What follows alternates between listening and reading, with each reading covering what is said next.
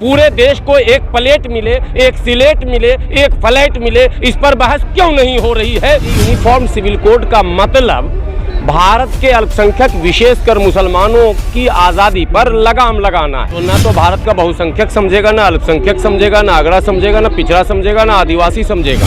Uniform flat code क्यों नहीं देश में आएगा? चाहे वो आदिवासी हो, पिछड़ा हो, गरीब हो, अमीर हो, अगड़ा हो, बहुसंख्यक हो, अल्पसंख्यक हो, सबको एक जैसा मकान क्यों न मिले भाई।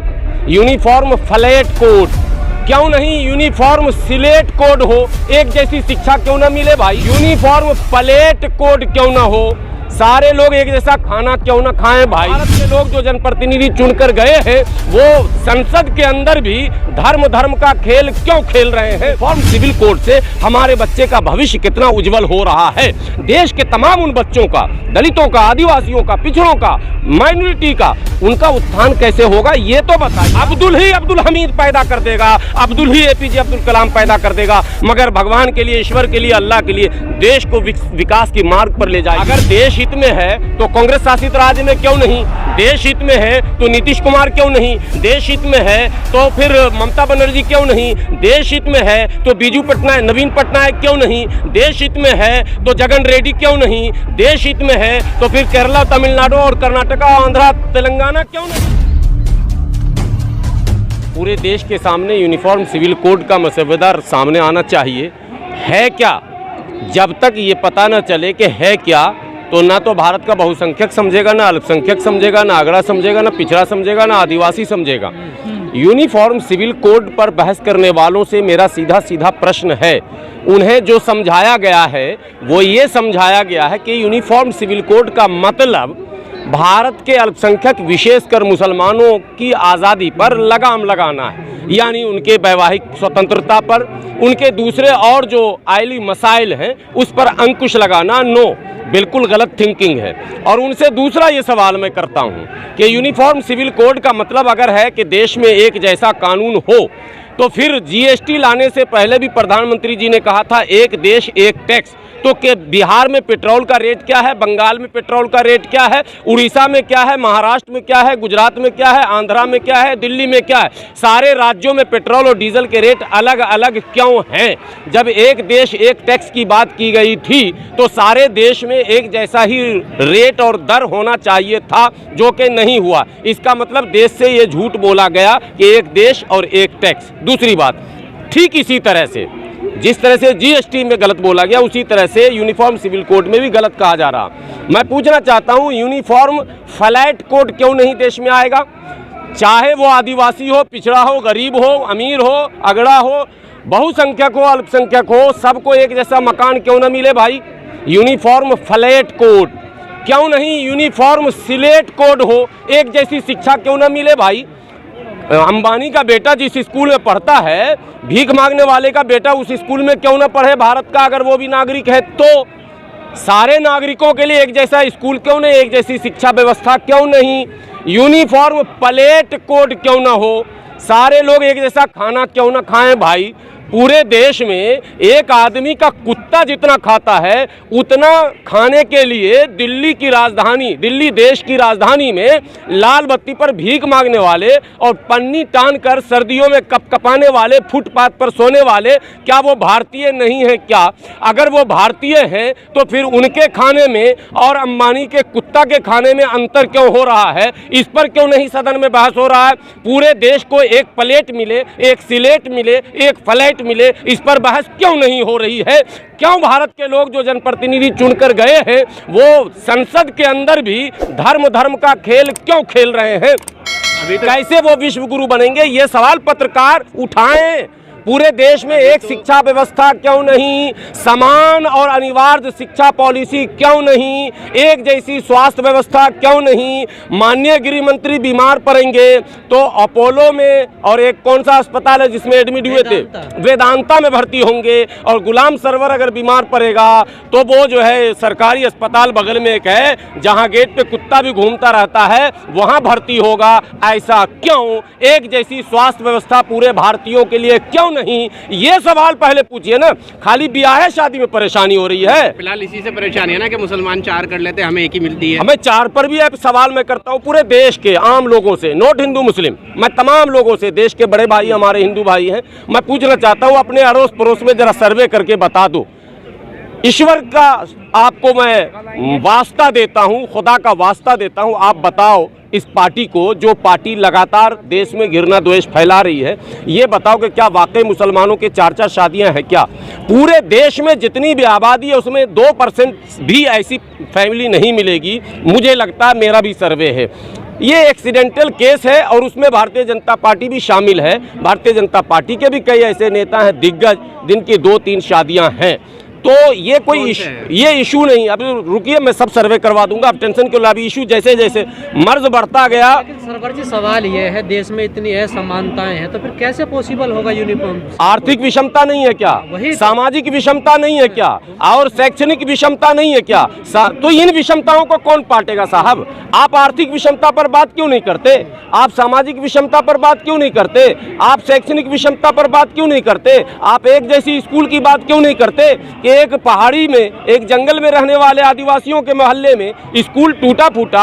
आज बिहार से अभी एक वीडियो मेरे पास, मेरे बंदे ने भेजा है, जहां जमीन पर बैठकर बच्चे शिक्षा ग्रहण कर रहे हैं। वो भी भारत का भविष्य है, उनका भी ये देश है साहब, उनके पूर्वजों ने भी कुर्बानी दी है। और इसी देश में सेंट पॉल, सेंट जेवियर्स जैसे स्कूल भी हैं और उनसे भी हाई फाई स्कूल हैं। आखिर ऐसा क्यों कि एक ही देश के बच्चे अलग अलग तरह के स्कूलों में जाएंगे? एक ज़मीन पर बैठेगा और एक एसी में बैठकर पढ़ेगा, एक जो है एसी से चलेगा, एक के घर में हेलीकॉप्टर उतरता है और एक को झुग्गी जो है वो उसको भी उजाड़ दिया जाता है। इसी दिल्ली के नज़दीक खोरी गांव आपने आंखों से देखा होगा, जहां 10,000 झुग्गियों को उजाड़ दिया गया और लगातार बुलडोज हुआ जो है वो हो रहा है। ये झुग्गी झोपड़ी में कौन है? पाकिस्तानी है क्या? आतंकवादी है क्या? रोहिंग्या है क्या? कौन है? अगर भारतीय हैं तो उन भारतीयों को आप छत क्यों नहीं देंगे? एक फ्लैट कोड आपका क्यों नहीं? पूरे देश के नागरिक को एक जैसा मकान देकर दिखाइए, मैं मान जाऊं। पूरे देश के नागरिक को एक जैसा प्लेट यानी खाना दिखाकर दिखाइए तो मैं मान जाऊं। पोस्टर लगे हुए हैं, लेकिन सवाल यही है, सरकार के पास कोई डाटा नहीं है तो किस आधार पे इन चीजों को ये ला रही है? अरे साहब, आपको महाराष्ट्र में अभी शिंदे की सरकार बनी, कभी रोजी रोजगार का बात हुआ क्या? देखिए ना, शिवाजी पुराने ओल्ड हो गए तो ज्योतिबा फूले जो है वो भीख मांगकर पढ़ते, बयान आ रहा है ऑन रिकॉर्ड, बाबा साहब अम्बेडकर भीख मांगकर पढ़े थे, ये नेता का बयान होगा? अरे साहब, आपको चुना इसलिए गया कि सड़कें कैसे अच्छी होंगी, रोजी रोटी, पढ़ाई लिखाई, दवाई कमाई का कैसे इंतजाम होगा, बिजली पानी स्वास्थ्य शिक्षा पर आप बात करेंगे। आप धर्म पर, जाति पर, महापुरुषों पर आप कंट्रोवर्सी पैदा करके 2024 की तैयारी हो रही है। अरे तो इसी उलझाव में देश रहेगा क्या? हम विश्व गुरु बनना चाहते हैं ना, हमें विश्व गुरु बनने का मार्ग आप प्रशस्त करेंगे या नहीं करेंगे? हमारे बच्चे देश के लिए कुछ करना चाहते हैं मोदी जी, हमारे बच्चों के विषय में आप बताइए। यूनिफॉर्म सिविल कोड से हमारे बच्चे का भविष्य कितना उज्जवल हो रहा है?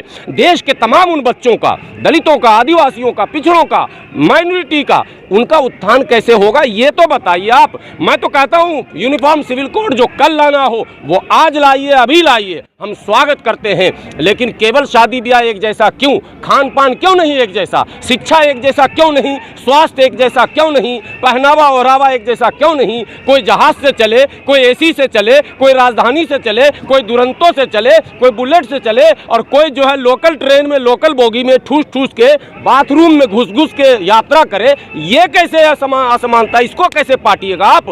पहले इसको पाटिए आप, ये सवाल है पहला। क्या गुमराह किया जा रहा है? आप आइए रेलवे स्टेशन, भारतीय रेल देश की पूंजी है, देश का रेल है, गर्व है हमें भारतीय रेल पर। भारतीय रेल पे आप आइए, नई दिल्ली रेलवे स्टेशन, बिहार जाने वाली ट्रेन, उत्तर प्रदेश जाने वाली ट्रेन, उड़ीसा जाने वाली ट्रेन, बंगाल जाने वाली ट्रेन और तमाम राज्यों में जो ट्रेनें चलती हैं, आप जरा उनके लोकल बॉगी में जाकर एक बार वीडियो बनाकर दिखा दीजिए देश को क्या स्थिति है यात्रा करने वाले। तो गरीब यात्रा करे बाथरूम में बैठकर, लटक लटक कर, पटक पटक कर, जमीन में बैठकर, कपड़े को गंदा कर करके, और आप जाएं एसी में धड़ धड़ धड़ धड़ खा खा के वीआईपी खाना और कहेंगे हम देश को एक जैसा चाहते हैं बनाना। सरासर गलत, बेबुनियाद, देश को गलत दिशा में ले जाने का प्रयास किया जा रहा है। इसलिए देश के लोगों से हाथ जोड़कर विनती है, आप धर्म जाति की लड़ाई में पड़कर मुख्य मुद्दों से भटके नहीं। देश का मुख्य मुद्दा पढ़ाई लिखाई, दवाई कमाई है, शिक्षा है, स्वास्थ्य है, बिजली है, सड़क है, यातायात है और वो तमाम सुविधाएं जो आम लोगों को चाहिए, ये असल मुद्दा है।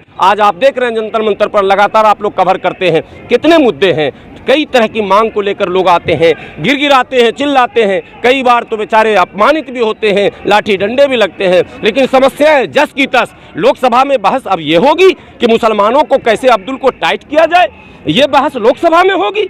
क्या होगा इस देश का, कैसे आप विश्व गुरु बनेंगे? ऋषि सुनक इंग्लैंड के प्रधानमंत्री बनते हैं। भारत के नेताओं को सोचना चाहिए कि भारत के लोग जो देश छोड़कर चले गए वो प्रधानमंत्री बने गए।